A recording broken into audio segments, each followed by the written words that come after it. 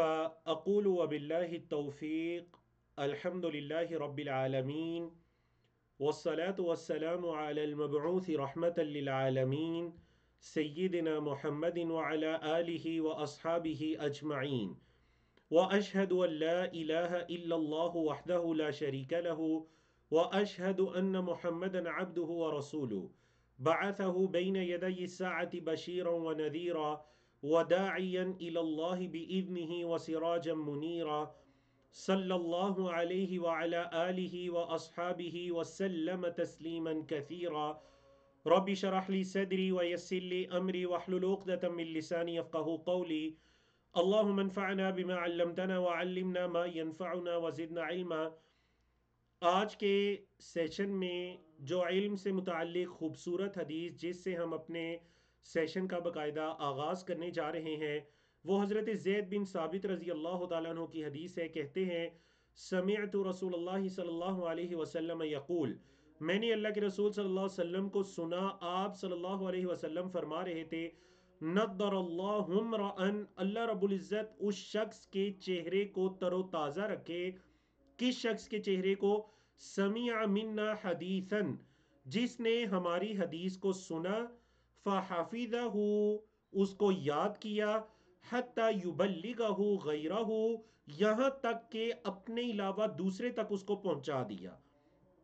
اب آپ صلی اللہ علیہ وسلم نے یہ وجہ بھی بتلائی، فرمایا فَرُبَّ حَامِلِ فِقْهٍ إِلَى مَنْ هُوَ أَفْقَهُ مِنْهُ، کتنے ہی ایسے علم رکھنے والے ہیں جو حدیث کو اس تک پہنچاتے ہیں جو اس سے زیادہ، ان سے زیادہ اس حدیث کی سمجھ بوجھ رکھنے والے ہیں۔ وَرُبَّ حَامِلِ فِقْهٍ لَيْسَ بِفَقِيهٍ، اور کتنے ہی علم رکھنے والے ایسے ہیں جو کہ فقیہ بھی نہیں ہوتے۔ مطلب یہ کہ دیکھیے اللہ رب العزت اس دین کی حفاظت کیسے کرتا ہے، یا ایک سے دوسرے تک اس دین کو جو پہنچایا جاتا ہے، بعض اوقات جو حدیث کو سننے والا ہوتا ہے اب وہ حدیث کو سنتا ہے لیکن وہ اس حدیث کی اس گہرائی یا اس طے تک نہیں پہنچ سکتا، مگر جس کو وہ آگے سناتا ہے، حدیث آگے پہنچائی جاتی ہے تو بعد والا اس حدیث کی زیادہ طے تک پہنچ جاتا ہے اور اس حدیث سے وہ فقہ اور مسائل اخذ کرتا ہے جو کہ پہلے سننے والے نے بھی اخذ نہیں کیے۔ تو یہ اس دین کا حسن ہے، یہ اس دین کا حسن ہے۔ لیکن جو فضیلت ابتدا کے اندر بیان کی گئی کہ نضر اللہ عمران، اب دیکھیں یہاں پر یہ نہیں ہے کہ اللہ رب العزت صحابی کے چہرے کو یا تابعی کے چہرے کو یا ائمہ محدثین، کوئی شخص، عمران مطلب نکرہ آیا، کوئی شخص جو ہماری حدیث کو سنے اور اس کو یاد کرے اور آگے پہنچا دے جیسے اس نے سنی۔ اللہ اکبر، اللہ اکبر۔ تو بڑی خوبصورت حدیث، اسی حدیث سے تو علماء کرام محدثین نے یہ کلیہ بھی اخذ کیا کہ آپ اللہ کے رسول صلی اللہ علیہ وسلم کی احادیث کو بیان کرنے والے، ان احادیث کو سننے والے، یاد کرنے والے، بیان کرنے والے لوگوں کے چہروں کو دیکھیں گے کہ وہ تر و تازہ ہوں گے، اور یہ اللہ کے رسول صلی اللہ علیہ وسلم کی اس دعا کی قبولیت کا اثر ہے۔ نضر اللہ امرأن، اللہ رب العزت اس شخص کے چہرے کو تر و تازہ رکھے، شاداب رکھے، اس شخص کے چہرے کو پر رونق پر نور رکھے جو ہماری حدیث سنے، اس کو یاد کرے، یہاں تک کہ آگے پہنچا دے۔ تو اللہ رب العزت سے دعا ہے کہ اللہ رب العزت ہمیں بھی ان خوش نصیب لوگوں کے اندر شامل فرمائے جو کہ آپ صلی اللہ علیہ وسلم کی احادیث کو سنتے ہیں، یاد کرتے ہیں اور پھر ایک فریضہ سمجھتے ہوئے اپنے بعد والے لوگوں تک اس کو پہنچا دیتے ہیں۔ جی، تو اس پیغام کے بعد ہم باقاعدہ آج کے لیسن کا آغاز کرتے ہیں۔ یوم نبوی میں بعد از عشاء کے معمولات، عشاء کی نماز کے بعد کے معمولات، آپ کے علم ہے کہ کل ہم نے عشاء کی نماز کے بارے میں پڑھا۔ اللہ کے رسول صلی اللہ علیہ وسلم عشاء کی نماز پڑھتے، نماز پڑھنے کے بعد آپ علیہ الصلوۃ والسلام گھر تشریف لے جاتے، گھر تشریف لا کر آپ صلی اللہ علیہ وسلم سنن اور رواتب، جو دو سنتیں ہیں عشاء کی، وہ آپ صلی اللہ علیہ وسلم پڑھا کرتے تھے۔ اور ہم نے یہ بتلایا تھا کہ اللہ کے رسول صلی اللہ علیہ وسلم عشاء سے پہلے سونے کو اور عشاء کے بعد گفتگو کرنے کو ناپسند کرتے، لیکن ہم نے یہ بھی بتایا تھا کہ کل کے لیسن میں ایسی چند صورتیں آئیں گی کہ جن میں عشاء کے بعد بات کرنا جائز ہے یا آپ صلی اللہ علیہ وسلم سے اس کا جواز ملتا ہے۔ تو آئیے آج ان صورتوں کو پڑھتے ہیں۔ عبداللہ بن عمر فرماتے ہیں کہ صلی بنا النبی صلی اللہ علیہ وسلم العشاء فی آخر حیاتہ، اللہ کے رسول صلی اللہ علیہ وسلم نے اپنی زندگی کے آخری دنوں میں عشاء کی نماز کو پڑھایا۔ فلما سلم، جب آپ صلی اللہ علیہ وسلم نے سلام پھیرا، قام، تو آپ صلی اللہ علیہ وسلم کھڑے ہو گئے، فقال، اور فرمایا، ارأیتکم لیلتکم ہذہ، تمہارا کیا خیال ہے آج کی اس رات کے بارے میں؟ فَإِنَّ رَأْسِ مِئَةِ سَنَةٍ مِّنْهَا لَا يَبْقَى مِمَّنْ هُوَ عَلَى ظَهْرِ الْأَرْضِ أَحَدٌ، صحیح بخاری کی حدیث کہ آج کی یہ جو رات ہے اس کے 100 سال بعد اس زمین پر وہ نہیں بچے گا جو آج ہے، یعنی آج جو اس زمین پر زیرو چیز زندہ ہے 100 سال کے بعد وہ اس زمین پر نہیں ہوگی۔ اللہ اکبر، مطلب یہ کہ 100 سال کے بعد تمام جو آج ہیں وہ فوت ہو چکی ہوں گے۔ تو اللہ کے رسول صلی اللہ علیہ وسلم نے یہ حدیث مبارکہ کب بیان فرمائی؟ یہ حدیث مبارکہ عشاء کی نماز کے بعد بیان فرمائی۔ تو دیکھیں اسی سے امام بخاری رحمہ اللہ نے اس کو کتاب العلم میں ذکر کیا۔ اس حدیث کو امام بخاری کس چیپٹر یا کس بک میں لے کر آئے؟ امام بخاری نے اس حدیث کو کتاب العلم میں ذکر کیا، اور باب کیا قائم کیا؟ باب السمر فی العلم۔ سمر کہتے ہیں رات کے وقت جاگ کر گفتگو کرنا، اس کو سمر کہتے ہیں۔ تو امام بخاری نے اس حدیث کو کس چیپٹر کے ضمن میں ذکر کیا؟ کتاب العلم، اور رات کو جاگ کر باتیں کرنا، یعنی کہ اگر کوئی ضرورت ہے، حاجت ہے، مثال کے طور پر انسان نے اپنے اہل و عیال سے گفتگو کرنی ہے، یا پھر اس نے علم کے بارے میں یا علم کا مذاکرہ کرنا ہے، یا پھر کچھ یاد کرنا ہے، یا پھر علم کسی کو پڑھانا ہے، تو اس حاجت اور ضرورت کے تحت عشاء کے بعد جاگا جا سکتا ہے۔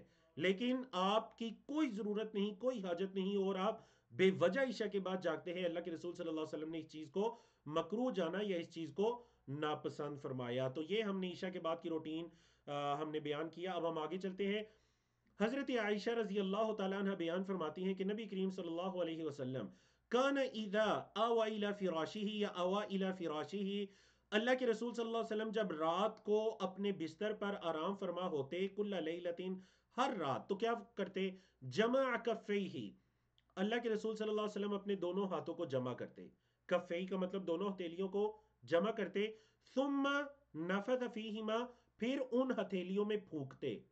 دیکھیں حدیث کے اندر یہ جو آپ کے سامنے حدیث لکھی ہوئی ہے بالکل صحیح حدیث، اس حدیث کے اندر کیا الفاظ ہیں؟ پہلے پھونک مارنے کا ذکر ہے، آپ صلی اللہ علیہ وسلم ان میں پھونکتے، فقرأ فیہما، اور آپ صلی اللہ علیہ وسلم پڑھتے، پہلے پھونک مارتے پھر پڑھتے، کیا پڑھتے؟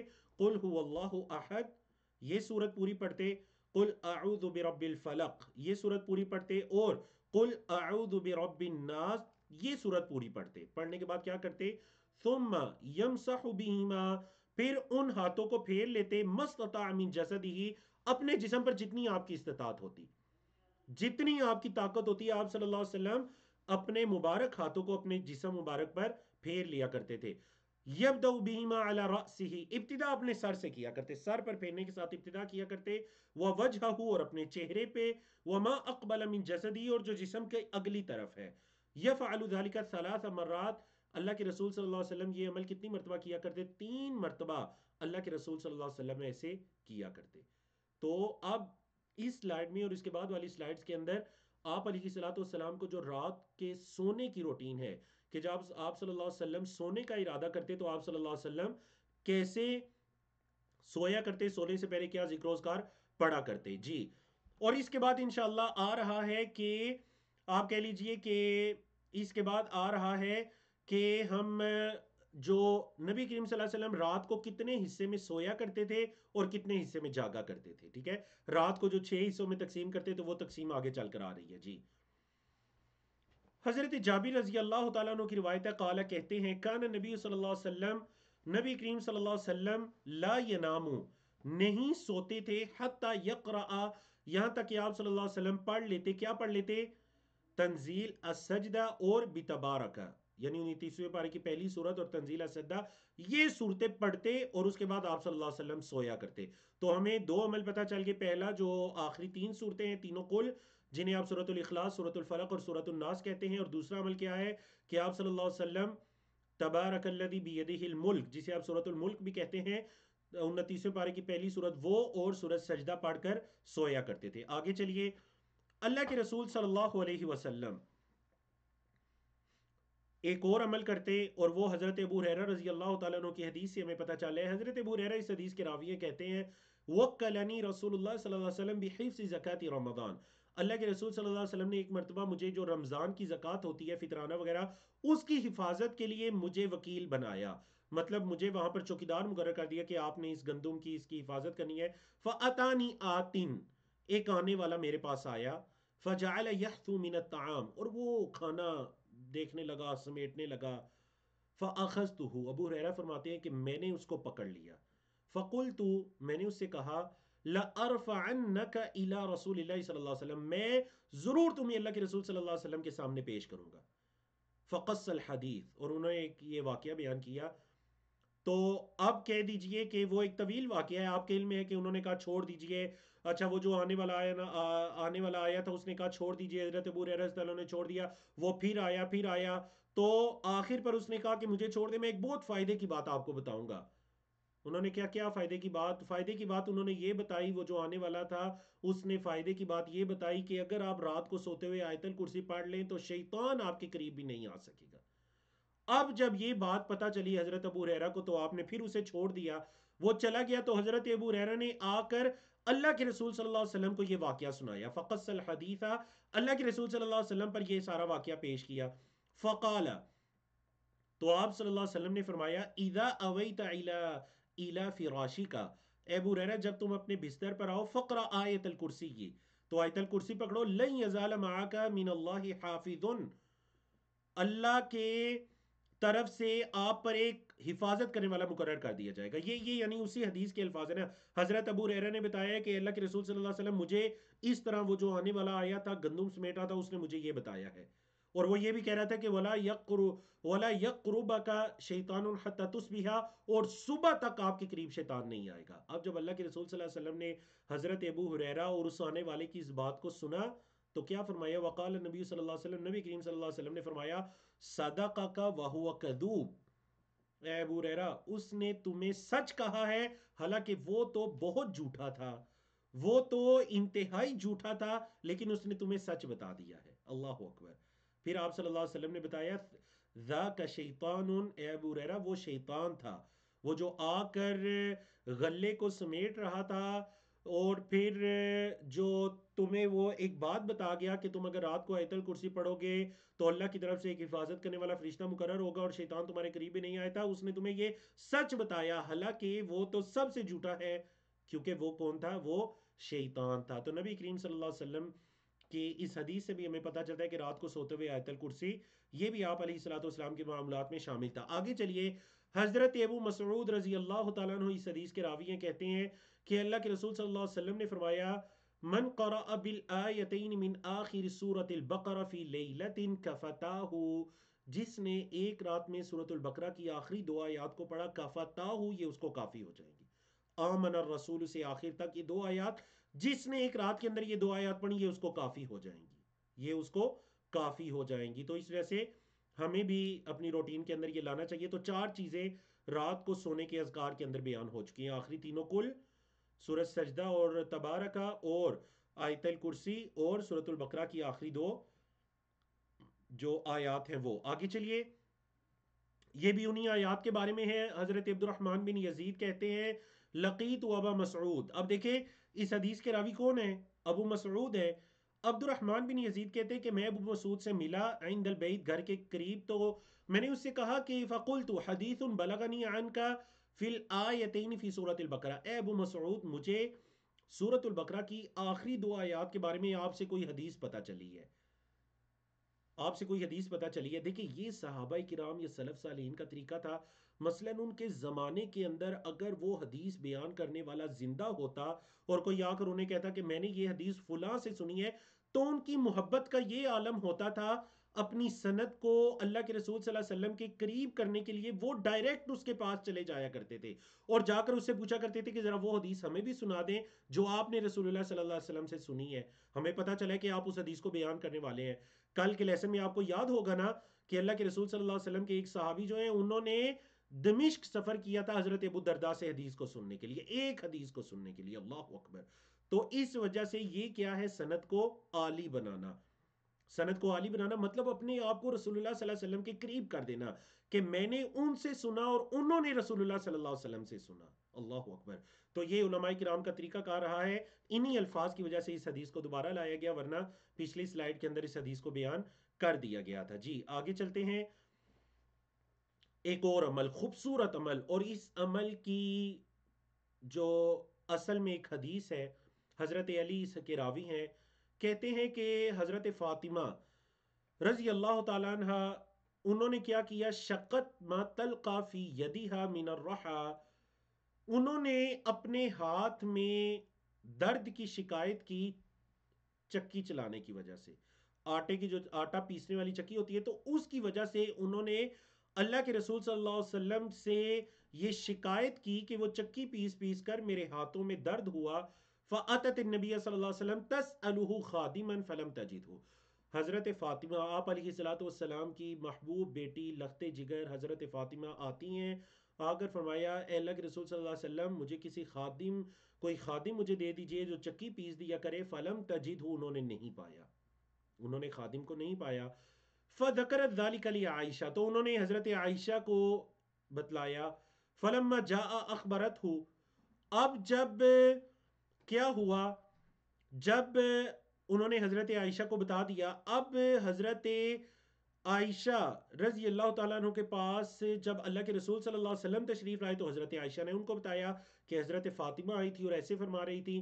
فجاءنا وقد اخذنا مضاجعنا فذهبت وقوم، کہتے ہیں کہ رسول اللہ صلی اللہ علیہ وسلم آئے اور حضرت علی فرماتے ہیں کہ آئے اور ہم لیٹ چکے تھے، ہم اپنے بستر پکڑے ہم لیٹ چکے تھے.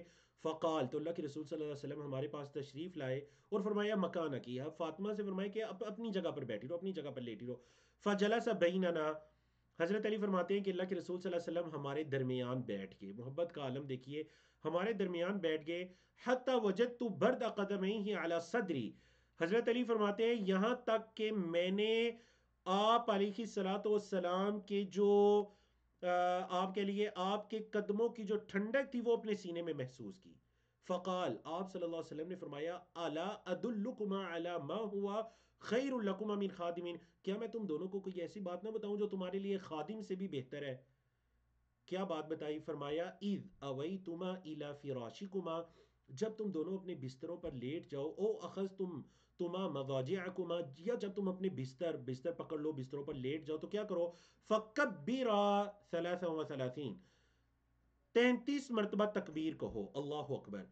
وسبحا 33، 33 مرتبہ تم تسبیح کہو. وحمدا 33، 33 مرتبہ تم حمد بیان کرو. فہذا خیر لکما من خادم، تو یہ تمہارے لیے خادم سے بھی بہتر ہو جائے گا. 33 مرتبہ کیا ہو گیا، 33 مرتبہ تکبیر، 33 مرتبہ کیا کرنا ہے جی، 33 مرتبہ تسبیح اور 33 مرتبہ حمد، 99 مرتبہ. اور ایک حدیث کے اندر کیا ہے، تسبیح اربع و ثلاثون، ایک حدیث کے اندر تسبیح کا 34 مرتبہ ذکر ہے، یعنی 100 کی تعداد پوری ہو گئی. تو اللہ کے رسول صلی اللہ علیہ وسلم نے بتلایا کہ فہذا خیر لکما من خادم، تو اگر تم یہ کہو تو یہ تمہارے لیے کسی خادم سے بھی بہتر ہے.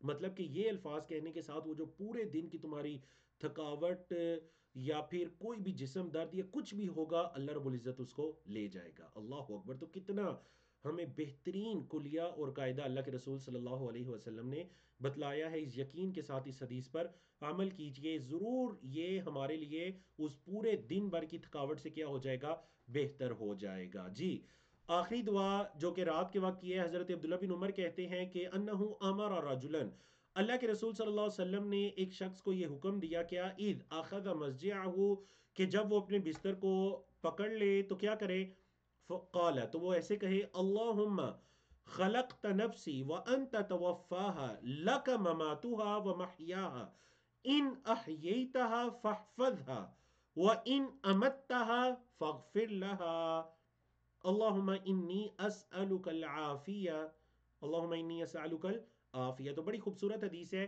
اور یہ دعا کو بھی اپنی روٹین کے اندر لانے کی کوشش کیجئے، یہ دعا کو بھی اپنی روٹین کے اندر لانے کی کوشش کیجئے. تو الحمدللہ ہم نے رات کو سوتے ہوئے کے 6 ذکر و اذکار پچھلی 6 سلائیڈز کے اندر بیان کی. اس دعا کو میں دوبارہ دہراتا ہوں. دعا اللہم سے شروع ہوتی ہے अल्लाहुम्मा खलक़त नफ्सी व अंता तवफ़्फ़ाहा लक ममातुहा व महयाहा इन अहयैतहा फहफ़ज़हा व इन अमत्तहा फ़ग़फ़िर लहा अल्लाहुम्मा इन्नी अस्अलुकल आफ़िया।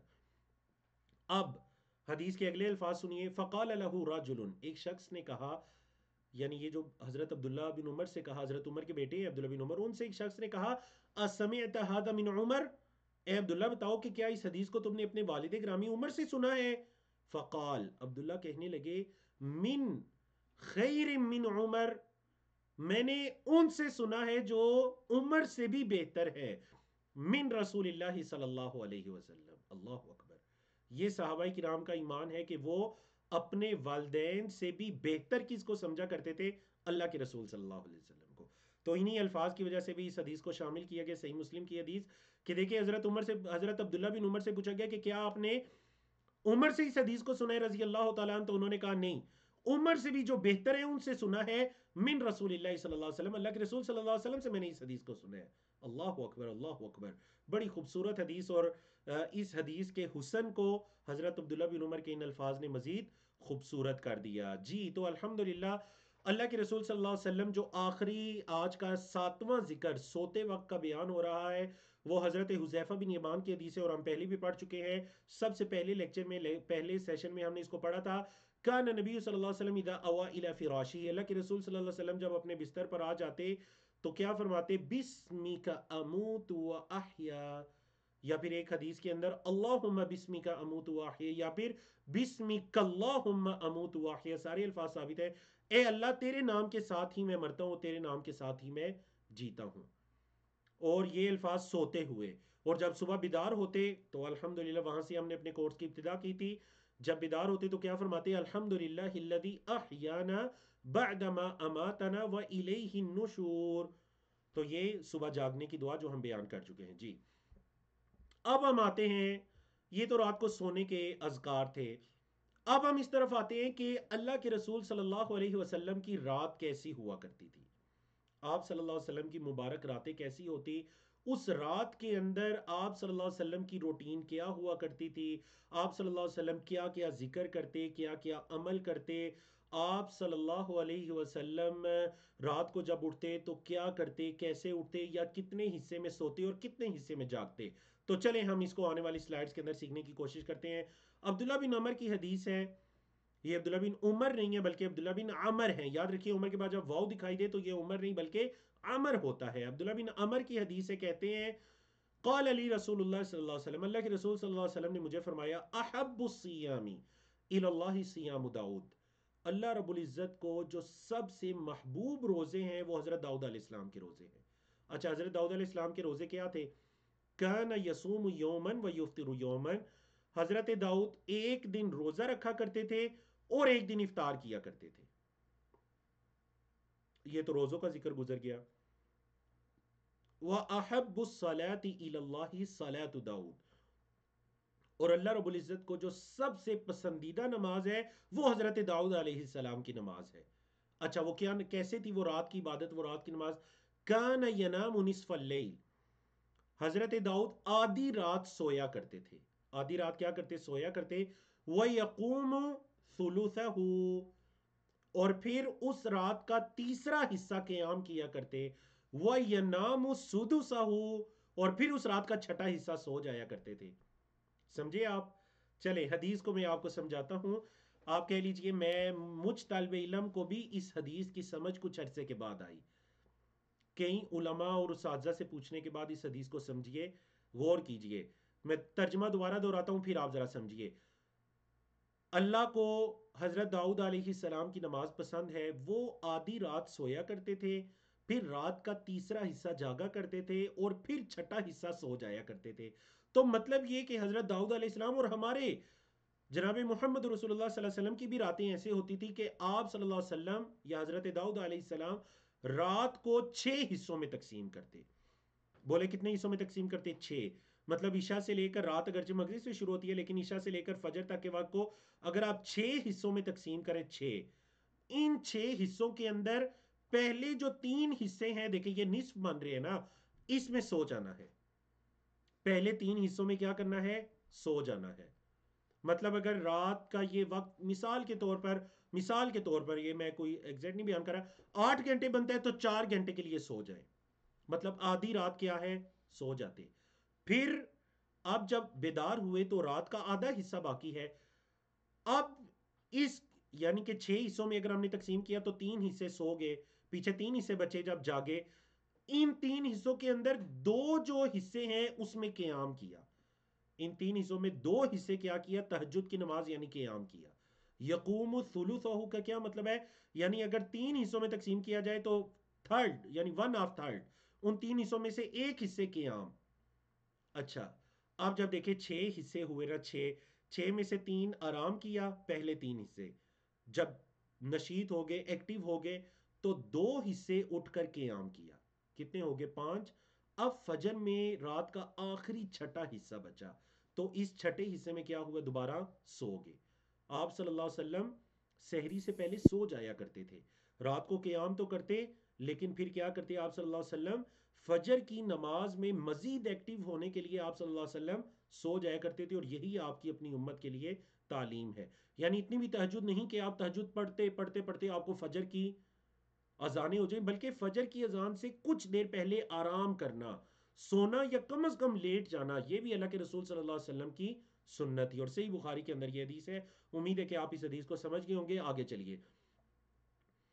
حضرت عبداللہ بن عباس عظیم صحابی ہیں، آپ صلی اللہ علیہ وسلم کے چچا زاد بھائی بھی ہیں، حضرت عباس کے بیٹے ہیں. وہ کہتے ہیں کہ بیت تو عند خالتی میمونہ، میں نے اپنی خالہ میمونہ کے پاس رات گزاری تو کیا ہوا، فتحدث رسول اللہ صلی اللہ علیہ وسلم مع اہلہ ساعتا، اللہ کے رسول صلی اللہ علیہ وسلم نے کچھ لمحہ اپنے گھر والوں سے باتیں کی.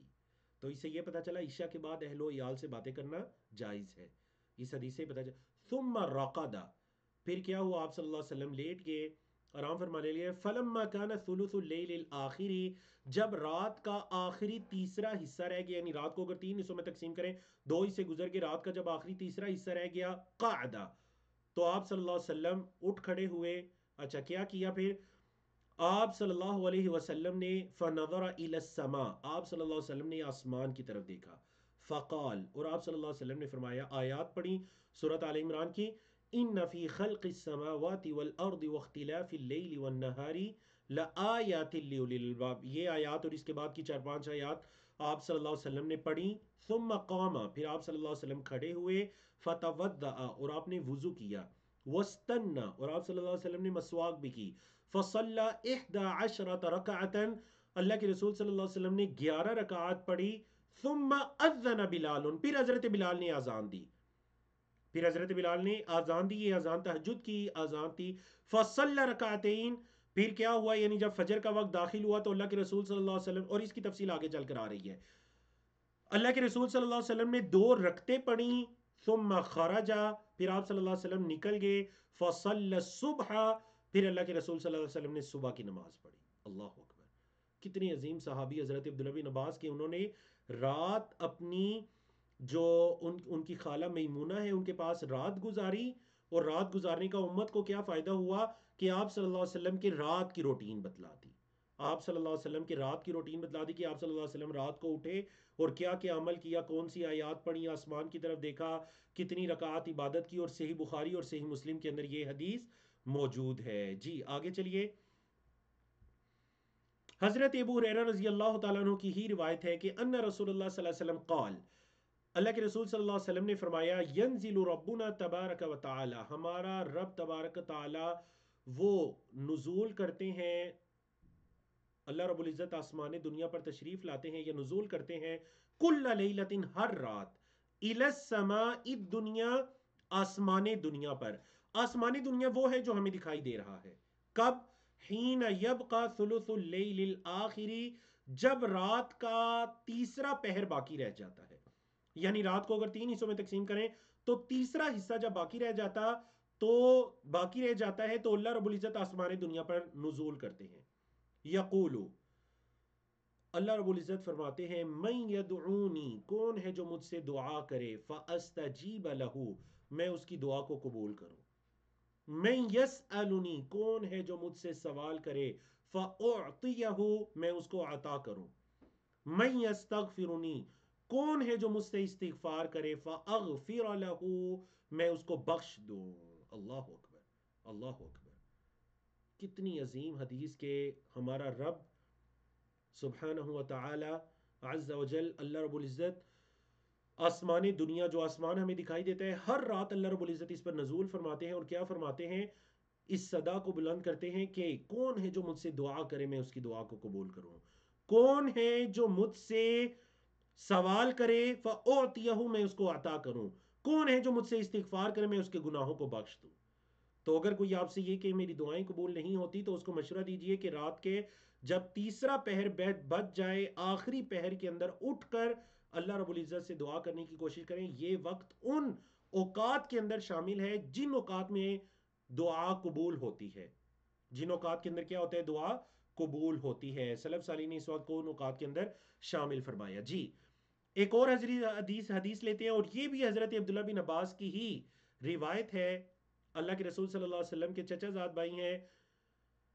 کہتے ہیں کان نبی صلی اللہ علیہ وسلم اذا قام من اللیل، اللہ کے رسول صلی اللہ علیہ وسلم جب رات کو بیدار ہوتے، یتہجد، تہجد کے لیے تہجد پڑھتے، تو کیا فرماتے؟ قالا، فرماتے تہجد کی دعا. کیا آپ کو یاد ہے کہ تہجد کی کیا دعا ہے؟ شاید کہ بعض تہجد پڑھنے والوں کو بھی یہ دعا نہ یاد ہو. یہ تہجد کی دعا ہے جو اللہ کے رسول صلی اللہ علیہ وسلم رات کو جب بیدار ہوتے تو وہ سورۃ آل عمران کی آیات پڑھا کرتے اور یہ دعا پڑھا کرتے. کیا دعا؟ اللہم لک الحمد انت قیم السماوات والارض ومن فیہن، ولک الحمد لک ملک السماوات والارض ومن فیہن، ولک الحمد انت نور السماوات والارض ومن فیہن، ولک الحمد انت ملک السماوات والارض، ولک الحمد انت الحق ووعدک الحق وقولک حق والجنت حق، سوری ولقاؤک حق بھی ہے، وقولک حق والجنت حق والنار حق والنبیون حق ومحمد صلی اللہ علیہ وسلم حق والساعت حق. اللہم لک اسلمت وبک آمنت وعلیک توکلت وإلیک انبت وبک خاصمت وإلیک حاکمت فاغفر لی ما قدمت وما اخرت وما اسررت وما اعلنت انت المقدم وانت المؤخر لا الہ الا انت، او قال لا الہ غیرک. اللہ اکبر، بڑی خوبصورت دعا. اگر ہمیں وقت اجازت دیتا تو ہم اس دعا کی مکمل ترجمے اور تشریح کی طرف بھی جاتے، لیکن آنے والی سلائیڈ کے اندر اس کا ترجمہ درج ہے. انشاءاللہ جب آپ سے سلائیڈ شیئر ہوں گی تو آپ اس کا ترجمہ خود سے بھی پڑھ سکتے ہیں. بہرحال یہ اللہ کے رسول صلی اللہ علیہ وسلم کی ان دعاؤں میں شامل ہے جو اللہ کے رسول صلی اللہ علیہ وسلم تہجد کے وقت میں یہ دعا پڑھا کرتے تھے. بڑی خوبصورت دعا ہے جس کے اندر اللہ رب العزت کی حاکمیت کا بھی ذکر ہے، اللہ رب العزت کی قیومیت کا بھی ذکر ہے، اللہ رب العزت کی دیگر صفات بھی اس کے اندر آ جاتی ہیں، اللہ رب العزت کی بادشاہت کا بھی ذکر ہے، اور اللہ رب العزت ایمانیات کے اندر جو چیزیں ہیں ان کے حق ہونے کا بھی ذکر ہے، قیامت کے دن کا، نبیوں کا، آپ صلی اللہ علیہ وسلم کا، تمام چیزوں کا، جنت جہنم کے حق ہونے کا بھی ذکر ہے. تو بڑی خوبصورت دعا. اگر اللہ رب العزت ہمیں تہجد پڑھنے کی توفیق عطا کر رہے ہیں تو اللہ سے دعا کرے کہ اللہ رب العزت ہمیں راتوں کو اٹھ کر ایسی دعائیں بھی پڑھنے کی توفیق عطا کرے، تاکہ اس کے دو فائدے ہوں. ایک تو ہم اپنے رب کو بھی راضی کر سکیں، اور دوسرا یہ کہ نبی کریم صلی اللہ علیہ وسلم کی سنت پر بھی عمل کر سکیں. جی، ایک اور بڑا ضروری عمل جو کہ جس کا ذکر گزرا بھی ہے، حضرت حذیفہ فرماتے ہیں، قال، کہتے ہیں، کان نبی صلی اللہ علیہ وسلم اذا قام من اللیل، اللہ کے رسول صلی اللہ علیہ وسلم جب رات کو قیام کرتے، یشوس فاہ بالسواک، تو اللہ کے رسول صلی اللہ علیہ وسلم اپنے مبارک منہ کو مسواک کے ساتھ صاف کیا کرتے تھے. اور آپ کے علم میں ہے، پہلے لیکچر میں بھی ہم نے اس حدیث کو پڑھا تھا کہ جب رات کو بیدار ہوتے، بلکہ بعض احادیث سے جو ہمیں پتہ چلتا ہے، آپ علیہ الصلوۃ والسلام کی جو مسواک ہوتی تو وہ بالکل آپ کے بستر پر، آپ کے تکیے کے قریب ہوتی تھی. اور آپ علیہ الصلوۃ والسلام جب رات کو بیدار ہوتے تو آپ صلی اللہ علیہ وسلم سب سے پہلے کیا کیا کرتے؟ مسواک کیا کرتے تھے، اور وضو کرتے، وضو کے بعد، وضو سے پہلے مسواک آپ صلی اللہ علیہ وسلم کیا کرتے تھے. جی، رات کی عبادت کا ہی ذکر چل رہا ہے. حضرت ابو سلمہ بن عبد الرحمن اس حدیث کے راوی ہیں، کہتے ہیں کہ انہوں نے سوال کیا حضرت عائشہ سے بولیے انہوں نے کیا سوال کیا حضرت عائشہ سے؟ کہتے ہیں کیف کانت صلاۃ رسول اللہ صلی اللہ علیہ وسلم، صحیح بخاری کی حدیث کے اللہ کے رسول صلی اللہ علیہ وسلم کی نماز رمضان میں کیسی ہوتی، فی رمضان، اللہ کے رسول صلی اللہ علیہ وسلم کی نماز رمضان میں کیسے ہوتی؟ فقالت، تو حضرت عائشہ نے کہا ما کان رسول اللہ صلی اللہ علیہ وسلم یزید فی رمضان ولا فی غیرہ علی 11 رکعتا، اللہ کے رسول صلی اللہ علیہ وسلم رمضان اور غیر رمضان یعنی رمضان کے علاوہ عام دنوں میں بھی 11 رکعات سے زائد نہیں پڑھا کرتے تھے۔ اللہ اکبر، یہ کس کی حدیث ہے؟ صحیح بخاری کی، حضرت عائشہ، اور بتانے والا کون ہے؟ ام المومنین حضرت عائشہ رضی اللہ تعالیٰ عنہ فرماتی ہیں یصلی اربعن، اللہ کے رسول صلی اللہ علیہ وسلم 4 رکعات پڑھتے، یعنی دو دو کر کے 4 رکعات پڑھتے، کیونکہ دوسری حدیث سے پتہ چلتا ہے کہ آپ صلی اللہ علیہ وسلم کی رات کی عبادت دو دو رکعات ہوتی تھی، 4 رکعات پڑھتے، فلا تسأل عن حسنہن وطولہن، حضرت عائشہ فرماتی ہیں کہ آپ ان کی خوبصورتی اور ان 4 رکعات کی طوالت کے بارے میں تو سوال ہی نہ کریں۔ ثم یصلی اربعن، کچھ دیر آرام فرماتے، پھر 4 رکعات پڑھتے، فلا تسأل عن حسنہن وطولہن، تو آپ ان کی ان 4 رکعات کی خوبصورتی اور ان کی طوالت کے بارے میں تو سوال ہی نہ کریں۔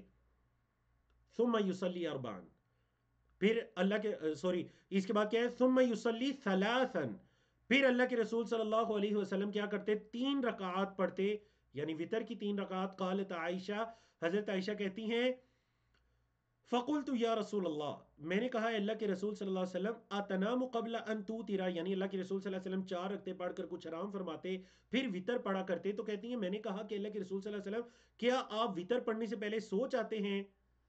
آپ وطر پڑھنے سے پہلے سو جاتے ہیں؟ اللہ کے رسول صلی اللہ علیہ وسلم سوتے نہیں تھے، آرام فرما ہوتے تھے۔ کہ آپ صلی اللہ علیہ وسلم نے فرمایا فقال یا عائشہ، آپ صلی اللہ علیہ وسلم نے فرمایا اے عائشہ ان عینی یتنامانی، اے عائشہ میری آنکھیں سوتی ہیں، ولا ینام قلبی، اور میرا دل نہیں سوتا۔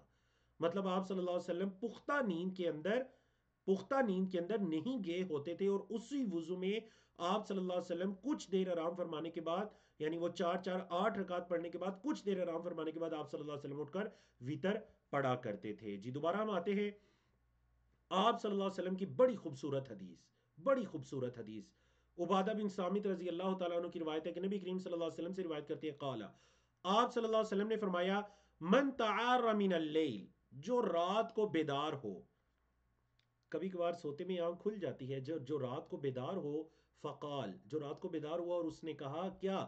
دعا دیکھیے کیا ہے؟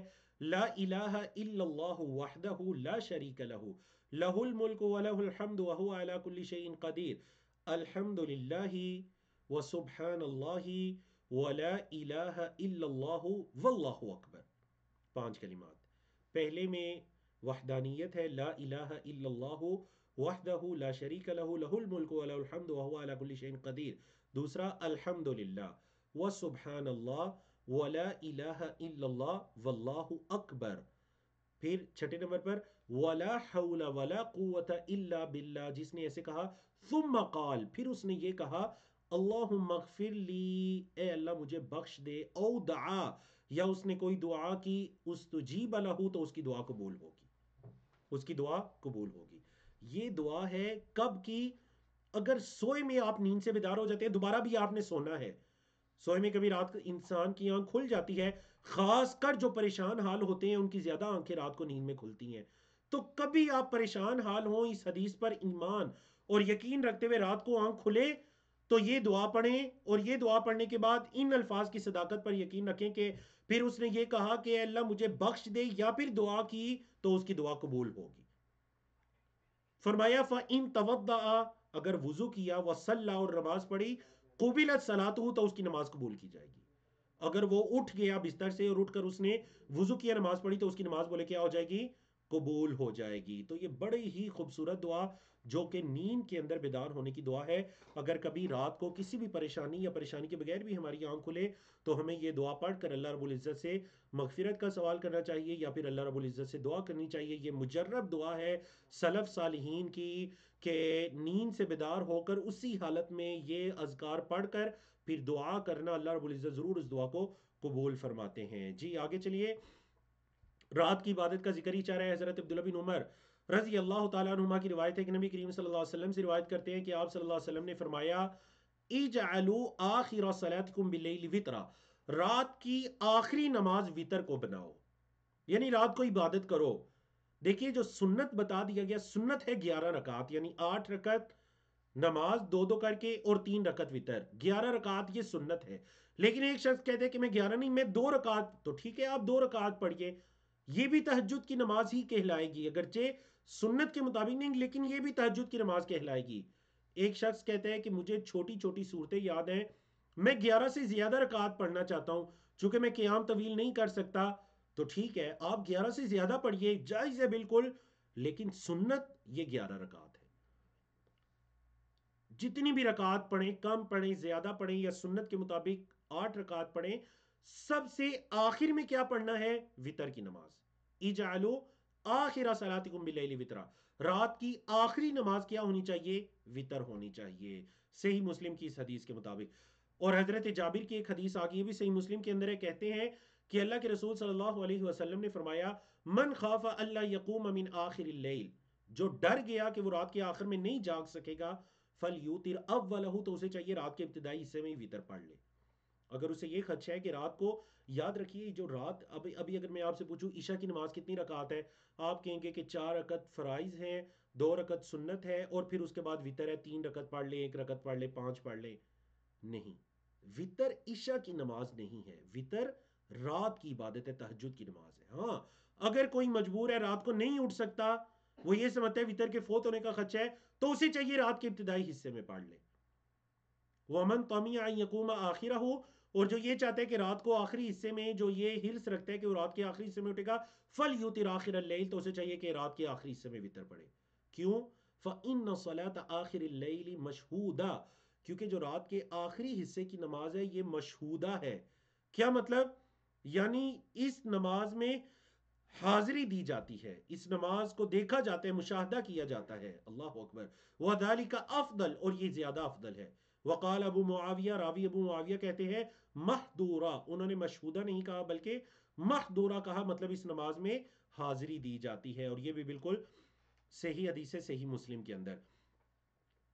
اب دیکھیں اللہ کے رسول صلی اللہ علیہ وسلم رات کو کچھ وقت آرام فرماتے، تہجد کی نماز کے بعد یا وطر پڑھنے کے بعد، کبھی وطر پڑھنے سے پہلے کچھ دیر آرام فرماتے، پھر اٹھ کر وطر پڑھتے۔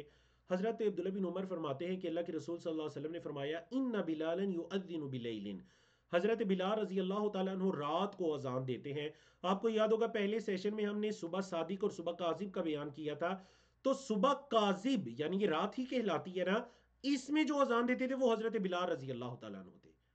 وہاں پر چونکہ ہم نے ایک ہی اذان کا ذکر کیا تو غلطی سے اس چیز کی وضاحت نہیں کر سکے کہ وہ جو اذان ہوتی تھی وہ تہجد کی اذان ہوتی تھی اور وہ حضرت بلال دیا کرتے تھے، یعنی یہ فجر سے پہلے کی اذان ہے۔ تو اللہ کے رسول صلی اللہ علیہ وسلم نے فرمایا کہ جب بلال اذان دیں تو تم کھاؤ پیو، صحابہ سے فرمایا تم کھاؤ پیو، ابھی صبح باقی ہے، حتی ینادی ابن ام مکتوم، یہاں تک کہ ابن ام مکتوم اذان دے۔ جب ابن ام مکتوم اذان دیں تو پھر کھانا پینا بند کر دو، کیونکہ فجر کا وقت اس سے داخل ہو چکا ہے۔ مطلب ابن ام مکتوم کی اذان وہ صبح صادق کی اذان ہوا کرتی تھی، اور حضرت بلال کی اذان وہ تہجد کی اذان جسے کہتے ہیں، ہمارے کئی علاقوں کے اندر دی جاتی ہے، رمضان کے اندر خصوصی طور پر دی جاتی ہے۔ تو یہ اللہ کے رسول صلی اللہ علیہ وسلم کے زمانے میں فجر سے پہلے بھی ایک تہجد کی اذان ہوتی تھی، اور یہ بھی آپ صلی اللہ علیہ وسلم کی سنت ہے۔ میں نے کہا کہ اللہ کے رسول صلی اللہ علیہ وسلم سحری سے پہلے کچھ دیر سو جایا کرتے تھے، آرام فرما ہوتے تھے۔ صحیح بخاری کی حضرت عائشہ رضی اللہ تعالیٰ عنہ کی ہی حدیث ہے، کہتی ہیں ما ادراہ السحر عندی الا نائما، یہاں اللہ سے کے چیزیں رسول صلی اللہ علیہ وسلم کو میرے پاس جب رات نے آ لیا تو آپ صلی اللہ علیہ وسلم نے کبھی بھی میرے پاس رات کو نہیں ہوئے یا رات نے ان کو نہیں پایا مگر آپ صلی اللہ علیہ وسلم سوئے ہوئے ہوتے، الا نائما تعنی نبی صلی اللہ علیہ وسلم۔ حضرت عائشہ مراد کیا لے رہی تھی؟ رسول اللہ صلی اللہ علیہ وسلم کو مراد لی تھی کہ اللہ کے رسول صلی اللہ علیہ وسلم جب رات کو لیٹے ہوئے تھے سحری کے وقت، تو اس وقت آپ صلی اللہ علیہ وسلم نائما نیند کی حالت میں ہوتے۔ تو کیا پتا چلا؟ یعنی تہجد کی آذان کے یا تہجد کی نماز کے بعد کچھ دیر کے لیے آرام کرنا یہ بھی اللہ کے رسول صلی اللہ علیہ وسلم کی سنت ہے، اور ہم نے اس کی وجہ بھی بتائی. اس کی وجہ کیا ہے؟ تاکہ آپ جو فجر کی نماز ہے اس کے لیے کیا ہو سکیں، ایکٹیو اور نشیط ہو کر فجر کی نماز کی تیاری کر سکیں. جی ایک اور حدیث لیتے ہیں. اگر یوم نبوی میں وہ وقت سحری کا وقت ہوتا، مثلا نفری روزہ یا فرضی روزے میں رمضان کے روزے ہوتے، تو پھر آپ صلی اللہ علیہ وسلم کی کیا روٹین ہوتی؟ اس وقت میں آپ صلی اللہ علیہ وسلم سحری کیا کرتے تھے. سحری کرنا بڑی خوبصورت چیز. حضرت انس بن مالک فرماتے ہیں کہ اللہ کے رسول صلی اللہ علیہ وسلم نے فرمایا تسحروا، سحری کرو، سحری کھایا کرو. فَإِنَّ فِي السُّحُورِ بَرَكَةً، کیونکہ سحری میں برکت ہے. سحریوں میں کیا ہے؟ برکت ہے. تو اب ایک بندہ یہ کہتا ہے کہ میں رات کو چونکہ میں نے بڑا پیٹ بھر کر کھا لیا تھا، تو پھر بھی سحری کو مس نہ کیجیے، سحری کو فوت نہ ہونے دیجیے، سحری لازمی کیجیے، کیونکہ اس کے اندر کیا ہے؟ برکت ہے. اور حضرت سہل کی حدیث جو لکھی ہوئی ہے کہ لوگ ہمیشہ خیر کی حالت میں رہیں گے جب تک وہ افطار کے اندر جلدی کریں گے. یعنی سحری کے اندر تاخیر کرنا، آخری وقت کے اندر جا کر سحری کرنا، اور افطار کے اندر جلدی کرنا، یہ اللہ کے رسول صلی اللہ علیہ وسلم کی سنت ہے. بعض بندے ایسا ہوتا ہے کہ فجر کی اذان سے آدھا گھنٹہ پہلے کھا پی کر بیٹھ جاتے ہیں. یہ سنت نہیں ہے. سنت ہے بالکل آخری وقت کے اندر، جب آپ دیکھیں کہ اب اتنا وقت باقی ہے کہ اس وقت کے اندر میں آسانی سے کھانا کھا سکتا ہوں، تو تب آپ سحری کیجئے. اس وقت کے اندر اور تاخیر میں سحری کرنے میں کیا ہے؟ برکت ہے، اور اللہ کے رسول صلی اللہ علیہ وسلم کی سنت ہے. حضرت ابو ہریرہ رضی اللہ عنہ ہمیں سحری کے بارے میں ایک اور حدیث بیان کر رہے ہیں کہ اللہ کے رسول صلی اللہ علیہ وسلم نے فرمایا کہ نعم سحور المؤمن التمر، مومن کی کتنی بہترین سحری کھجور ہے. تو اس سے آپ کو یہ بھی پتا چلا کہ کھجور صرف افطاری میں کھانا سنت نہیں، بلکہ کھجور سحری میں کھانا بھی سنت ہے. سحری میں کھجور کھانا بھی بولے کیا ہے؟ سنت ہے. تو ہمیں کبھی اس حدیث پر بھی عمل کرنا چاہیے. سحری میں کھجور اس نیت کے ساتھ کھائیے کہ اللہ کے رسول صلی اللہ علیہ وسلم بھی سحری میں کھجوریں کھایا کرتے تھے، اور آپ صلی اللہ علیہ وسلم نے فرمایا سنن ابی داؤد کی حدیث کے اندر کہ مومن کی کتنی اچھی سحری ہے کھجور. اللہ اکبر، اللہ رب العزت ہمیں توفیق عطا کرے. جی حضرت انس بن مالک رضی اللہ تعالیٰ عنہ کی حدیث ہے، کہتے ہیں کہ ایک مرتبہ اللہ کے رسول صلی اللہ علیہ وسلم نے مجھے سحری کے وقت کہا، جب کہتے ہیں کہ آپ صلی اللہ علیہ وسلم فرمایا انی ارید الصیام، میں روزہ رکھنا چاہتا ہوں، فاطعمنی شیئا، اے انس مجھے کچھ کھلاؤ. قال فجئته بتمرین، حضرت انس کہتے ہیں کہ میں آپ کے پاس کھجور لے کر آیا، واناء فیہ ماء، اور ایک برتن لایا اس میں پانی تھا. بعدما اذن بلال، حضرت بلال کی اذان دینے کے بعد، یعنی حضرت بلال نے وہ تہجد کی اذان دی، ابھی صبح صادق کا وقت داخل نہیں ہوا، فجر کا وقت داخل نہیں ہوا، تو اللہ کے رسول صلی اللہ علیہ وسلم نے اس وقت روزے کا ارادہ کیا. ٹھیک ہے، تو پھر حدیث کے طویل ہے، آگے آپ پڑھ سکتے ہیں کہ اللہ کے رسول صلی اللہ علیہ وسلم نے فرمایا یا انس، اے انس انظر انسانا یاکل معی، اے انس جاؤ جا کر کسی کو دیکھو، کوئی بندہ لے کر آؤ جو میرے ساتھ سحری کرے. تو حضرت انس فرماتے ہیں میں نے زید بن ثابت کو بلایا، اور انہوں نے اللہ کے رسول صلی اللہ علیہ وسلم کے ساتھ سحری کی طویل حدیث لکھی ہوئی ہے، وہ آپ اس کو پڑھ سکتے ہیں. جی تو الحمدللہ اللہ رب العزت کی توفیق سے ہم نے یوم نبوی کورس کے اندر آپ صلی اللہ علیہ وسلم کی مکمل روٹین کو، جہاں سے ہم نے ابتدا کی تھی وہاں تک ہم نے اس کو پہنچایا. یہ جو آنے والی تقریباً 11 یا 12 کے قریب سلائیڈز ہیں، ان کے اندر پورے یوم نبوی کا خلاصہ، اس کی سمری آپ کے سامنے پیش کی جا رہی ہے. مطلب یہ کہ یوم نبوی کے اندر ہمیں کیا کیا چیز دیکھنے میں ملتی ہے اور کیا کیا چیز ہمیں نہیں ملتی. چلیے الحمدللہ اللہ کی توفیق سے ہم نے 9 گھنٹوں پر مشتمل یوم نبی کورس مکمل کیا. تو آئیے آنے والی سلائیڈز میں اس دن کا ایک مختصر جائزہ لیتے ہیں، تاکہ ہم بھی اپنے دن کو رسول اللہ صلی اللہ علیہ وسلم کے دن جیسا بنا سکیں. اور انشاءاللہ جب ہماری یہ سلائیڈز مکمل ہوں گی، یہ جائزہ مکمل ہوگا، تو ہمارے مہمان جو فضیلت الشیخ عبد المالک مجاہد صاحب ہے وہ بھی تشریف لا چکے ہوں گے. انشاءاللہ ہم حافظ مدنی کی تلاوت بھی سنیں گے، اور فضیلت الشیخ عبد المالک مجاہد صاحب کی نصیحت بھی سنیں گے، اور انشاءاللہ آپ کے سرٹیفکیٹ کے لیے آپ کو لنک بھی دیا جائے گا. تو آئیے آنے والی سلائیڈ میں یوم نبوی کا جائزہ لیتے ہیں اختصار کے ساتھ. سب سے پہلی جو چیز ہے بنیادی، وہ یہ ہے کہ دیکھیے اللہ کے رسول صلی اللہ علیہ وسلم کا یہ جو دن ہے، اس کی حکمت عملی دیکھیے آپ. یقین جانیے آپ نے بھی اس دن کو سنا، پچھلے 9 گھنٹوں سے آپ سن رہے ہیں کہ لیل و نہار، دن اور رات کی ایسی خوبصورت روٹین تاریخ نے کبھی نہیں دیکھی ہوگی. بولیے لیل و نہار کی ایسی خوبصورت ترتیب کبھی تاریخ نے اس کی مثال نہیں دیکھی ہوگی. اللہ اکبر، اللہ اکبر. یعنی آپ صلی اللہ علیہ وسلم کے دین کی تقسیم دیکھیے. آپ صلی اللہ علیہ وسلم کے دین کی تقسیم دیکھیے. اس دین کے اندر کیا ہی خوبصورتی ہے، آگے چل کر دیکھیے. نمبر دو، آپ صلی اللہ علیہ وسلم کی زندگی کا ایک ایک لمحہ ایک کھلی اور روشن کتاب کی طرح ہمارے سامنے ہے. صبح جاگنے سے لے کر رات آرام تک کرنے، اور حتیٰ کہ رات کا بھی لمحات، رات کو جاگنے کے لمحات، لیٹنے کے لمحات، پڑھنے کے لمحات، ذکر و اذکار، زبان رسالت سے ایک ذکر بھی نکلتا ہے تو وہ بھی آج ہمارے سامنے ہے. اس کے اندر کوئی پوشیدہ بات نہیں ہے، کوئی پیچیدگی نہیں، کوئی ایسی بات نہیں جو سمجھ میں نہ آنے والی ہو. آپ یقین جانیے کہ آپ علیہ الصلوۃ والسلام کی زندگی کے یہ گوشے پڑھتے تلاش کرتے ہوئے میں یہ بات کہہ سکتا ہوں کہ الحمدللہ آج 1400 سال سے زائد کا عرصہ گزر جانے کے بعد بھی ہم اپنے رسول جناب محمد رسول اللہ صلی اللہ علیہ وسلم کے بارے میں اتنا علم رکھتے ہیں، آپ صلی اللہ علیہ وسلم کی زندگی کے بارے میں اتنی معلومات، اتنا نالج رکھتے ہیں جتنا کہ شاید ہم اپنے کسی قریبی رشتہ دار کے بارے میں بھی نہ رکھتے ہوں. آپ بتائیے، اگر آپ کے والدین میں سے کوئی ایک یا دونوں کوئی فوت ہو چکے ہیں، ابھی ان کو فوت ہوئے چند سال کا عرصہ گزرا، کیا آپ ان کی زندگی کے بارے میں اتنی معلومات رکھتے ہیں جتنی معلومات آپ اللہ کے رسول صلی اللہ علیہ وسلم کی زندگی کے بارے میں رکھتے ہیں یا جان سکتے ہیں؟ اللہ اکبر. یہ ہمارا آپ علیہ الصلوۃ والسلام پر ایمان ہے، اور آپ علیہ الصلوۃ والسلام سے ہماری محبت ہے، اور یہ ان کی محبت کا ایک حصہ ہے کہ ان کی زندگی کے بارے میں جانا جائے. صرف زبانوں سے محبت نہیں، بلکہ آپ کی سنت کو جان کر آپ صلی اللہ علیہ وسلم کے طریقے پر عمل کیا جائے، اور یہ ہمارا ایمان ہے اور ہمارے ایمان کا حصہ ہے. اللہ رب العزت اسی پر ہمیں زندہ رکھے، اور اسی سنت اور اسی ملت پر چلتے ہوئے ہمیں اللہ رب العزت اس دنیا سے لے کر جائے. تیسری چیز کی طرف آتے ہیں.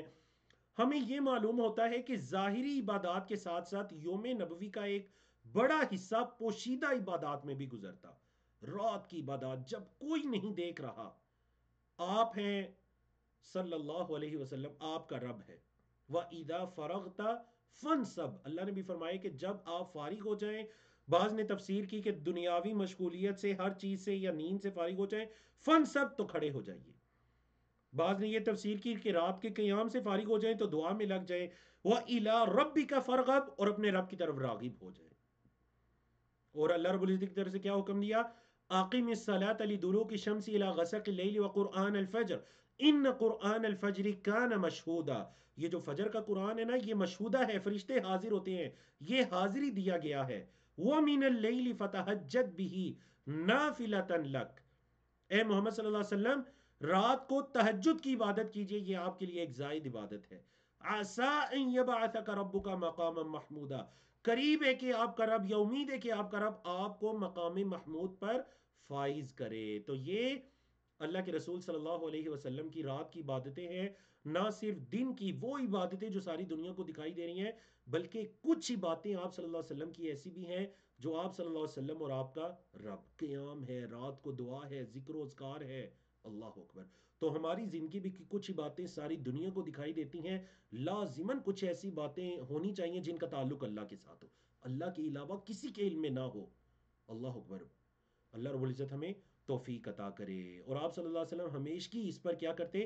ہمیشگی اختیار کیا کرتے تھے. چوتھی چیز جو ہمیں پتہ چلتی ہے وہ اس سے بھی زیادہ حیرانگی والی بات ہے، اور وہ یہ ہے کہ اللہ کے رسول صلی اللہ علیہ وسلم کے اگلے پچھلے کوتاہیاں یا گناہ آپ کہہ سکتے ہیں کہ اللہ رب العزت نے ان سے درگزر فرمایا، حالانکہ آپ معصوم عن الخطا ہیں. اس کے باوجود صحابہ کرام کیا فرماتے ہیں؟ حضرت ابو ہریرہ فرماتے ہیں کہ اللہ کے رسول صلی اللہ علیہ وسلم ایک ایک مجلس میں 70 مرتبہ سے زائد استغفار کیا کرتے تھے. ایک ایک مجلس میں استغفر اللہ، استغفر اللہ، استغفر اللہ، استغفر اللہ، استغفر اللہ واتوب الیک. اور آپ کو صبح شام کے ذکر و اذکار میں سید الاستغفار بھی بتلائی گئی تھی. اللہ اکبر. بڑی خوبصورت دعائیں ہیں. تو دیکھیں یہ اس سے پتہ چلتا ہے کہ اللہ کے رسول صلی اللہ علیہ وسلم کا اللہ کی طرف رجوع کرنا، اللہ کے رسول صلی اللہ علیہ وسلم کا اللہ کی طرف رجوع کرنا، اس تواضع اور عاجزی کے ساتھ رجوع کرنا. اگر اللہ نے یہ مقام و مرتبہ عطا کیا تو یہ مطلب نہیں. وہ حضرت عائشہ کی بھی حدیث ہے نا کہ آپ صلی اللہ علیہ وسلم رات کو قیام کرتے حتی ورمت قدمہ، یہاں تک کہ آپ صلی اللہ علیہ وسلم کے قدم مبارک ان پر ورم پڑ جاتا، سوج جاتے. میں نے کہا اللہ کے رسول آپ اتنی محنت کرتے ہیں، قد غفر اللہ لک ما تقدم من ذنبک وما تأخر. تو اللہ کے رسول صلی اللہ علیہ وسلم نے کیا جواب دیا؟ اے عائشہ افلا اکون عبدا شکورا، اے عائشہ کیا میں اللہ کا شکر کرنے والا شکر گزار بندہ نہ بن جاؤں؟ بڑی خوبصورت حدیث. اللہ اکبر.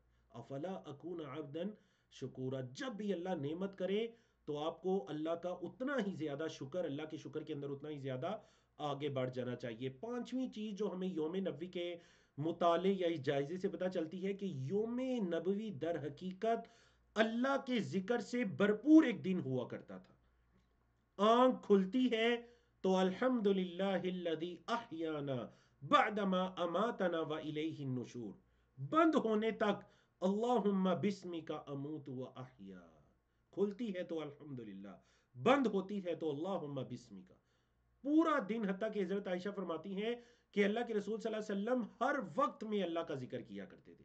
کان نبی صلی اللہ علیہ وسلم یذکر اللہ علی کل احیانہ، ہر لمحے میں اللہ کے رسول صلی اللہ علیہ وسلم اللہ کا ذکر کیا کرتے تھے. چھٹی چیز جو ہمیں یوم نبوی کی اسٹڈی سے پتہ چلتی ہے وہ یہ ہے کہ یوم نبوی میں نمازوں کی حد درجے کی پابندی ہے. تمام نمازیں اول وقت کے اندر پڑھنے کو اللہ کے رسول صلی اللہ علیہ وسلم پسند کیا کرتے تھے، سوائے عشاء کی نماز کی، جیسے کہ حدیث بیان بھی کی گئی. حضرت ام فروا کی حدیث کل بیان ہوئی، کہتی ہیں کہ اللہ کے رسول صلی اللہ علیہ وسلم سے سوال کیا گیا کہ کون سے اعمال افضل ہیں، تو اللہ کے رسول صلی اللہ علیہ وسلم نے فرمایا الصلاۃ فی اول وقتها، نماز کو اس کے اول وقت میں پڑھنا یہ بڑا افضل ہے. اور حضرت ابو برزہ الاسلمی کی حدیث کل بیان کی گئی کہ فرماتے ہیں کہ کان یستحب ان یؤخر العشاء التي تدعونها العتمہ، اللہ کے رسول صلی اللہ علیہ وسلم پسند کیا کرتے تھے کہ آپ صلی اللہ علیہ وسلم عشاء کی نماز کو تاخیر سے پڑھیں، جس کو تم عتمہ کہتے ہو. عشاء کی نماز کا ایک نام عتمہ بھی ہے حدیث کے مطابق. ساتویں چیز جو ہمیں یوم نبوی کے مطالعہ سے پتہ چلتی ہے وہ یہ ہے کہ اللہ کے رسول صلی اللہ علیہ وسلم کی زندگی ایسی نہیں تھی کہ حقوق اللہ کی ادائیگی میں حقوق العباد کی ادائیگی متاثر ہو، یا حقوق العباد کی ادائیگی میں حقوق اللہ کی ادائیگی متاثر ہو.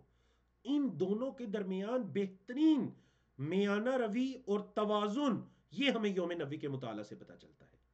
کبھی ایسا نہیں ہوا کہ اللہ کے رسول صلی اللہ علیہ وسلم کی کسی زوجہ کی طرف سے یہ شکایت آئی ہوئی کہ آپ ہمیں وقت نہیں دیتے، جو اکثر آج ہمیں شکایات ملنے کو ملتی ہیں.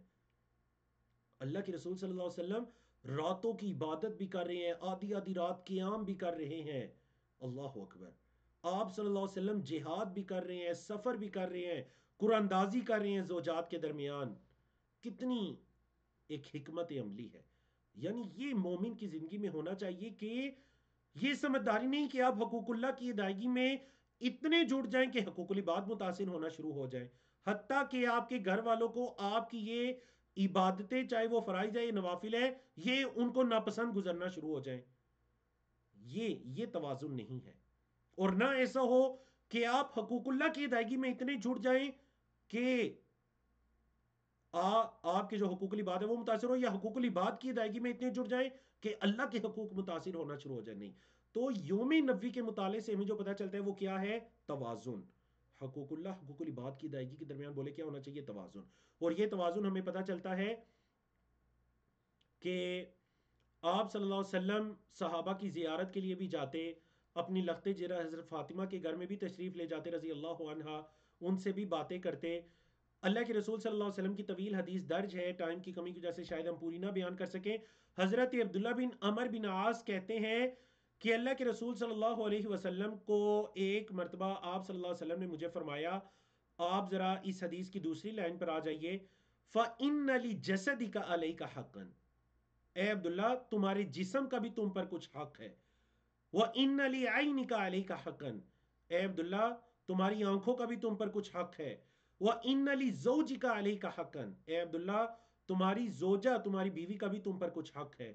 فَقُلْتُ بَلَا یا رسول اللہ، میں نے کہا کیوں نہیں اللہ کے رسول صلی اللہ علیہ وسلم. حضرت عبداللہ بن عمر کثرت کے ساتھ نفلی روزے رکھتے، کثرت کے ساتھ راتوں کو قیام کیا کرتے تھے. تو ان کی جب یہ بات اللہ کے رسول صلی اللہ علیہ وسلم تک پہنچی تو آپ صلی اللہ علیہ وسلم نے ان کو یہ فرمایا روزے رکھو بھی، افطار بھی کرو، جاگو بھی، سو بھی، کیونکہ آپ کے جسم کا بھی آپ پہ حق ہے، آپ کی آنکھوں کا بھی آپ پہ حق ہے، اور آپ کی بیوی، آپ کے اہل و عیال کا بھی آپ پر حق ہے. تو حقوق العباد کی ادائیگی میں حقوق اللہ متاثر نہ ہو، اور حقوق اللہ کی ادائیگی میں حقوق العباد متاثر نہ ہو، ان کے درمیان توازن، یہ یوم نبوی کا بہترین نقطہ جو ہمیں پتہ چلتا ہے. 8ویں نقطے کی طرف آئیں. یوم نبوی کا جائزہ لینے سے معلوم ہوتا ہے کہ باوجود اتنی مصروفیات کے آپ صلی اللہ علیہ وسلم کا مبارک دن انتہائی پرسکون ہوتا، اس کے اندر کوئی جلدی نہ ہوتی، انتہائی سکون. آپ گھنٹوں صحابہ کے ساتھ بھی بیٹھ کر گفتگو کیا کرتے، صحابہ کی زیارت کے لیے بھی جاتے، مسجد نبوی میں موجود جو علم کو حاصل کرنے والے علم کے پیاسے اصحاب صفہ تھے ان کی تعلیم کا بھی اہتمام کرتے، ان کے کھانے پینے کا بھی اہتمام کرتے. آپ صلی اللہ علیہ وسلم کبھی باغوں میں بھی تشریف لے جایا کرتے، حضرت ابو طلحہ کے باغ میں بھی چلے جایا کرتے، مسجد قباء میں بھی جاتے، جبل احد پر بھی جاتے، اور ہر عمل میں انتہائی سکون، حکمت، اطمینان، دانائی. یہ مومن کی زندگی ہوتی ہے. اس کی زندگی یہ نہیں کہ بھاگتے بھاگتے اس کی پوری زندگی، بلکہ اس کی زندگی کے اندر اطمینان، سکون اور طمانینت ہوتی ہے. یہ مومن کی زندگی ہے جو اللہ کے رسول صلی اللہ علیہ وسلم کی حیات مبارکہ یا آپ صلی اللہ علیہ وسلم کے مبارک دن سے ہمیں پتہ چلتا ہے. 9ویں جو آپ صلی اللہ علیہ وسلم کے مبارک دن کا جائزہ لینے سے ہمیں پتہ چلتا ہے وہ یہ ہے کہ آپ کی صفات میں سچ بولنا، عہد کا پورا کرنا، دوسروں کو ہمیشہ دین و دنیا کے معاملات میں فائدہ پہنچانا، ان کا بھلا سوچنا، رشتہ داریوں کو ملانا، معاف کرنا، احساس کرنا، یہ تمام صفات شامل ہیں. جھوٹ بولنا، دگا دینا، چغلی کرنا، بہتان لگانا، ان کے بارے میں گفتگو کرنا یا یہ فیل کرنا تو دور کی بات ہے، یوم نبوی کے قریب قریب بھی ہمیں یہ برائیاں دکھائی نہیں دیتی. اللہ اکبر. حضرت عائشہ رضی اللہ تعالیٰ عنہ کیا کہتی ہیں آپ صلی اللہ علیہ وسلم کی زندگی کے بارے میں کہ ما خیر نبی صلی اللہ علیہ وسلم بین امرین الا اختار ایسرہما. اللہ کے رسول صلی اللہ علیہ وسلم کو جب دو معاملوں کے اندر اختیار دیا جاتا یا یہ تو اللہ کے رسول صلی اللہ علیہ وسلم ان میں جو ایسر یعنی جو آسان ہوتا اس کو منتخب کیا کرتے، مشکل سے بچا کرتے. ما لم یأثم، ہاں شرط یہ ہے کہ وہ گناہ نہ ہوتا. فَإِذَا كَانَ الْإِثْمُ، اگر وہ آسان کام گناہ ہوتا، کانا ابعدہما، تو اللہ کے رسول صلی اللہ علیہ وسلم اس میں سب سے دور بھاگا کرتے تھے. بولے اللہ کے رسول صلی اللہ علیہ وسلم اس میں سب سے دور بھاگا کرتے تھے. اللہ اکبر.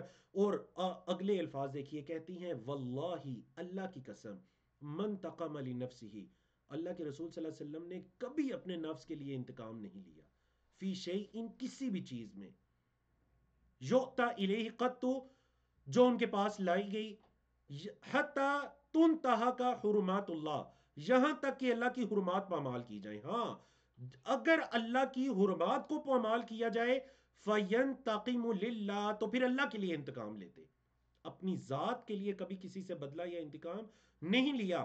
اللہ کی حدود کو اگر پامال کیا گیا تو پھر اللہ کے رسول صلی اللہ علیہ وسلم نے اس کا انتقام لیا. جی 10ویں اور سیکنڈ لاسٹ چیز جو ہمیں اس دن سے پتہ چلتی ہے، آپ صلی اللہ علیہ وسلم کی صفات میں مسکرانا. اچھے اخلاق کی علامت ہے مسکرانا.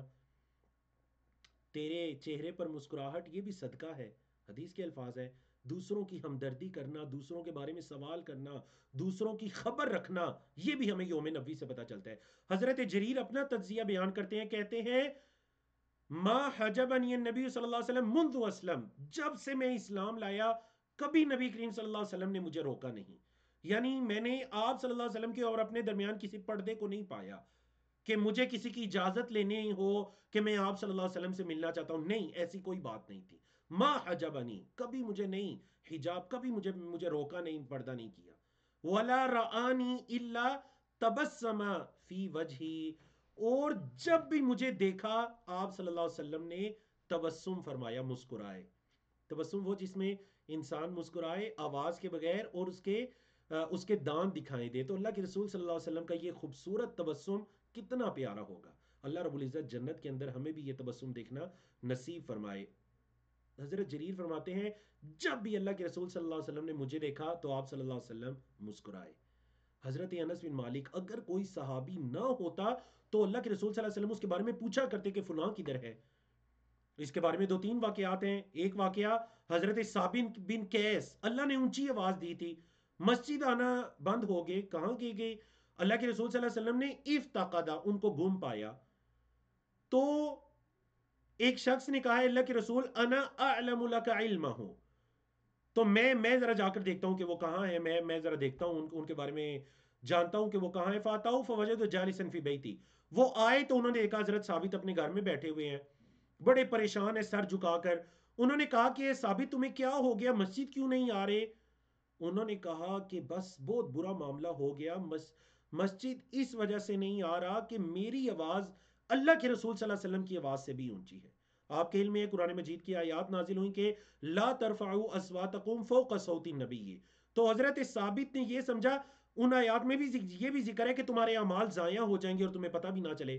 تو ان حضرت ثابت نے یہ سمجھا کہ اگر میری آواز کبھی جانے انجانے میں اللہ کے رسول صلی اللہ علیہ وسلم کی آواز سے بلند ہو گئی تو کہیں میں بھی اس آیت کے ضمن میں نہ آ جاؤں. انہوں نے مسجد آنا بند کر دیا اس ڈر سے. آپ صلی اللہ علیہ وسلم کا یہ ادب ہے, اعمال کی حفاظت ہے. تو نبی کریم صلی اللہ علیہ وسلم نے ان کے بارے میں سوال کیا. جب پتہ چلا تو اللہ کے رسول صلی اللہ علیہ وسلم نے ان کو خوشخبری سنائی. کیا خوشخبری سنائی؟ کہ یہ خوشخبری سنائی کہ اذهب الی, کہا کہ جاؤ جا کر ثابت کو بتاؤ, فقل لہو, اور اس سے کہو انک لست من اہل النار, تم اہل نار میں سے نہیں ہو, ولکنک من اہل الجنہ, تم تو اہل جنت میں سے ہو, تم تو جنت والوں میں سے ہو, تم جہنم والوں میں سے نہیں ہو. تو اللہ کے رسول صلی اللہ علیہ وسلم اپنے صحابہ کے بارے میں علم رکھتے. یہ ترجمے کے ساتھ یہ دونوں حدیثیں جو آپ کو دکھائی دیں, تو یہ مسکرانا, اچھے اخلاق سے پیش آنا, یہ آپ صلی اللہ علیہ وسلم کی صفات حمیدہ تھیں. ہمدردی کرنا. حضرت انس فرماتے ہیں کہ میں نے 10 سال تک اللہ کے رسول صلی اللہ علیہ وسلم کی خدمت کی. حضرت انس کی والدہ نے حضرت انس کو آپ صلی اللہ علیہ وسلم کی خدمت کے لیے وقف کیا. وہ آپ صلی اللہ علیہ وسلم کی خدمت کیا کرتے. پچھلے بھی کئی حدیث کے اندر یہ بات گزری ہے کہ آپ صلی اللہ علیہ وسلم نے حضرت انس کو بھیجا. اب دیکھیں حضرت انس فرماتے ہیں, اپنا ایک تجزیہ پیش کرتے ہیں, کہتے ہیں واللہ, اللہ کی قسم, ما قال لی افن قط, کبھی اللہ کے رسول صلی اللہ علیہ وسلم نے مجھے اف تک نہیں کہا, ولا قال لی شیئن, اور کبھی مجھے یہ نہیں کہا لما فعلت کذا, تم نے یہ ایسے کیوں کیا ہے, وہلا فعلت کذا, اور ایسے کیوں نہیں کیا. 10 سال 10 سال خدمت کی, کبھی مجھے آپ صلی اللہ علیہ وسلم نے اف, مارنا جھجکنا تو دور کی بات ہے, اف تک نہیں کہا, اور کبھی یہ نہیں کہا کہ تم نے یہ کیوں کیا اور یہ کیوں نہیں کیا. اللہ اکبر. تو ہم آخری یوم نبوی کے 11ویں جائزے کی طرف آتے ہیں. یوم نبوی میں راحت کا بھی سما ہوتا. کبھی آپ صلی اللہ علیہ وسلم اپنی زوجہ محترمہ حضرت عائشہ رضی اللہ تعالیٰ عنہ سے دوڑ بھی لگاتے, کبھی کھیل بھی انہیں دکھاتے. حضرت عائشہ فرماتی ہیں انہا کانت مع النبی صلی اللہ علیہ وسلم فی سفرین, میں اللہ کے نبی صلی اللہ علیہ وسلم کے ساتھ ایک سفر میں تھی. قالت, کہتی ہیں فسابقتہ, میں نے آپ صلی اللہ علیہ وسلم کے ساتھ دوڑ لگائی. اچھا کون جیتا دوڑ لگائی؟ تو فسبقتہ علی رجلی, تو میں جیت گئی, میں اپنے قدموں کے بل چلی, میں جیت گئی مقابلہ. فلما حملت اللحم, جب میرا وزن کچھ بڑھ گیا, سابقتہ, تو پھر دوبارہ ایک مرتبہ ہم نے دوڑ لگائی. فسبقنی, تو اللہ کے رسول صلی اللہ علیہ وسلم مجھ سے جیت گئے. فقال, تو آپ صلی اللہ علیہ وسلم نے فرمایا ہذہ بتلک السبقہ, اے عائشہ یہ اس کا بدلہ ہے, وہ جو تم ایک مرتبہ مجھ سے جیتی تھی تو یہ اس کا بدلہ پورا ہو گیا, آج کے دن میں تم سے جیت گیا. اللہ اکبر, اللہ اکبر. یہ آپ صلی اللہ علیہ وسلم کا مبارک دن ہے. یہ خشک دن نہیں ہے بلکہ یہ خوبصورت دن ہے. یہ خوبصورت دن ہے. یہ اپنے صحابہ اور زوجات سے محبت کرنے والا دن ہے. حضرت عائشہ ہی فرماتی ہیں کہ حبشی جو تھے وہ اپنے چھوٹے چھوٹے نیزوں سے کھیر رہے تھے, تو اللہ کے رسول صلی اللہ علیہ وسلم نے مجھے سطر میں رکھا اور میں ان کو دیکھ رہی تھی. مطلب وہ مجھے نہیں دیکھ رہے تھے, میں سطر میں تھی, لیکن میں ان کو دیکھ رہی تھی. فما زلت انظر حتى كنت انا انصرف, تو میں دیکھتی رہی یہاں تک کہ میں ہی تھک کر پھر گئی, ورنہ میں ان کو دیکھ رہی تھی. تو ماشاءاللہ اللہ رب العزت کی توفیق سے الحمدللہ ہم نے یوم نبوی میں 11 پوائنٹ کو یا جائزے کے اندر 11 باتوں کو بیان کیا. تو انشاءاللہ حسب سابق کے سلائڈز بھی آپ کے ساتھ پی ڈی ایف کی شکل میں شیئر کر دی جائیں گی.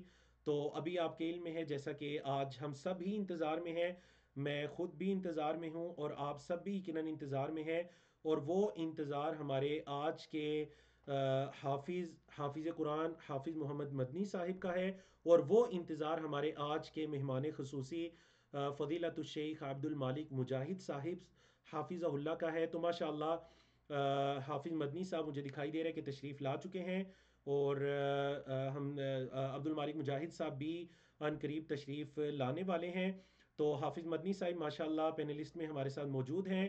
تو جیسا کہ ہم نے اناؤنس بھی کیا تھا کہ انشاءاللہ ہم پہلے حافظ محمد مدنی صاحب کی تلاوت سنیں گے، اور ان کی تلاوت سننے کے بعد انشاءاللہ ہم فضیلت الشیخ عبد المالک مجاہد صاحب حافظ اللہ کی نصیحت سنیں گے، اور پھر ہمارے ہوسٹ سید ابرار بھائی انشاءاللہ آپ سے سرٹیفکیٹ کا لنک شیئر کریں گے۔ آپ سب اس لنک کو فل کریں گے، اس فارم کو فل کریں گے تاکہ آپ سرٹیفکیٹ کو حاصل کر سکیں۔ اور دوسری چیز جو ہے وہ یہ کہ آپ کو اپنے یوٹیوب چینل یا اس جو ہمارے باقی کورسز ہیں اس کے بارے میں بھی انشاءاللہ مختصر بریفنگ دیں گے۔